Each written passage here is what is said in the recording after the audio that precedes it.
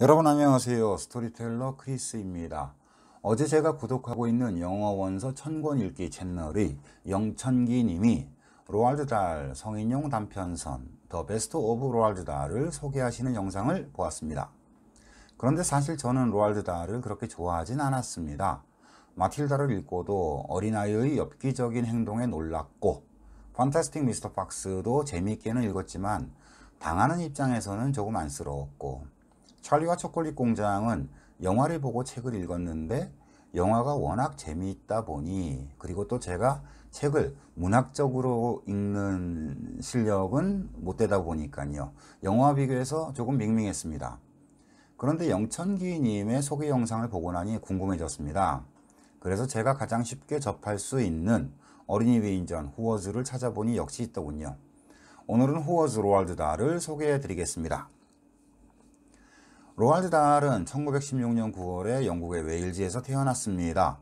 부모님은 노르웨이에서 웨일즈로 이주를 했었고요. 그의 이름은 1911년 남극점에 최초로 도착한 노르웨이 탐험가 로알드 아문센의 이름에서 따왔다고 합니다.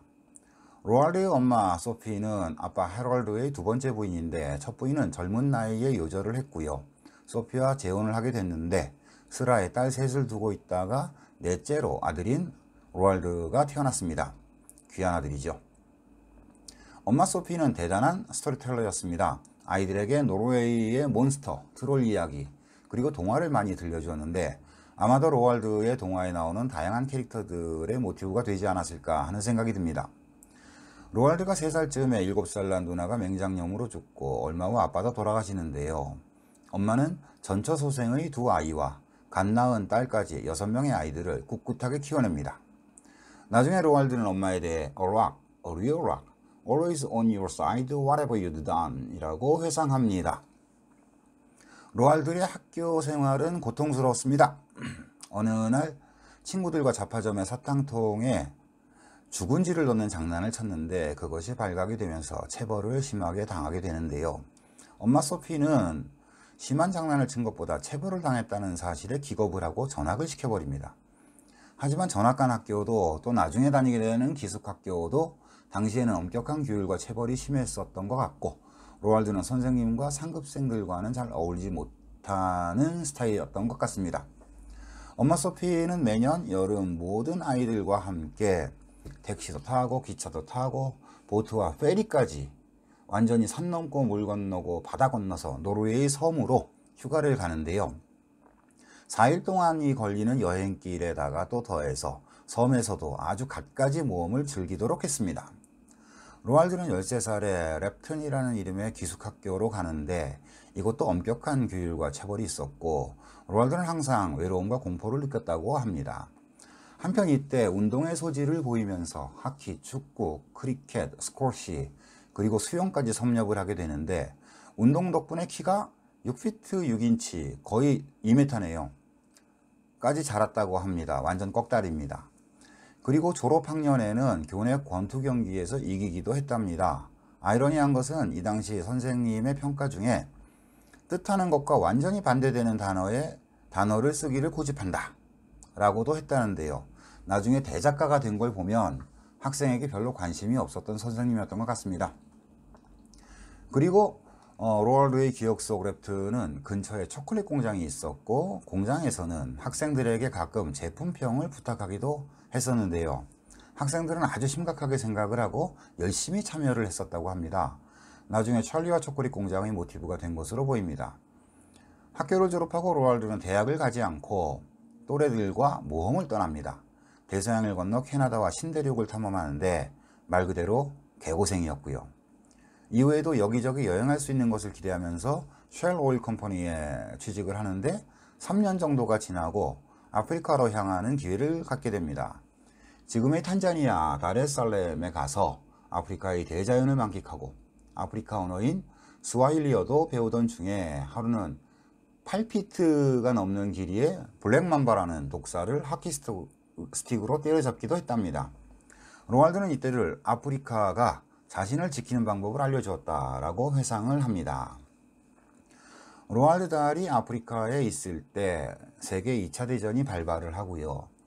영국의 가족을 걱정하던 중에 영국 공군에 입대를 하게 됩니다. 그런데 첫 비행에서 거의 죽을 뻔하고 온몸이 망가지지만 결국 극복해내고 뛰어난 전투기 조종사가 되어서 독일군 비행기 여러 대를 격추시키는 영웅이 되고요. 하지만 당시의 사고로 평생 극심한 두통에 시달리게 되는데 한편으로는 당시에 뇌를 다쳐서 작가로서 보다 창의적이 된 것으로 믿기도 했습니다. 그리고 사고의 후유증으로 더 이상 비행을 할 수 없게 되어 집으로 돌아온 후에 1941년 미국이 참전을 하면서 영국과 미국이 친해지게 되고요.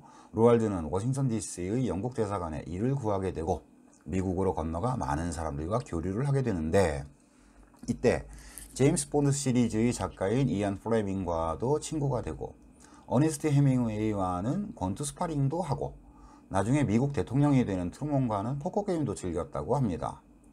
하지만 로알드의 건강이 점점 더 나빠지고 그래서 사람들과 잘 어울리지 못하게 되고 1945년에는 여러 차례 수술을 받고 침대에 누워있는 시간이 많아지는데요. 이때 잡지에 글을 쓰기 시작하면서 조종사였던 때를 많이 회상하는데 이 당시 썼던 글 중에 The Gremlins가 있는데 작가는 전혀 그럴 의도가 없었지만 이 책이 아이들 책으로 인기가 높아지고 루즈벨트 대통령의 영부인인 엘레노아 또한 손주들에게 읽어주기를 좋아해서 로알드를 백악관에 초대하기도 했었답니다. 이후 영국으로 돌아와 성인용 단편소설을 쓰기 시작했는데 로알드의 이야기를 사람들은 His stories were darkly funny and had surprise endings. Unfortunately, most editors thought the stories were too creepy 라고 했다니 제가 느꼈던 엽기적인 거부감을 다들 느꼈던 것 같습니다. 스토리가 엽기적이고 상상력이 뛰어나서 당시 인기 있었던 TV쇼인 알프레드 히치콕 프레젠츠에도 수차례 소개되기도 했었다고 하고요.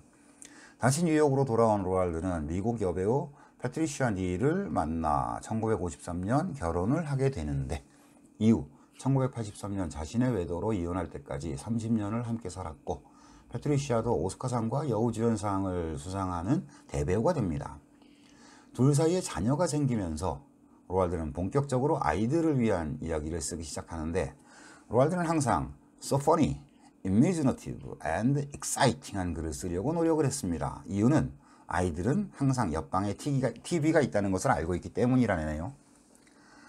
로알드는 모험을 권장하고 적극적으로 살면서 아기 때부터 노르웨이의 상상력을 자극하는 이야기들을 들려주던 어머니 소피의 영향으로 상상력과 주변을 관찰하고 공감하는 성향이 있었던 것으로 보입니다.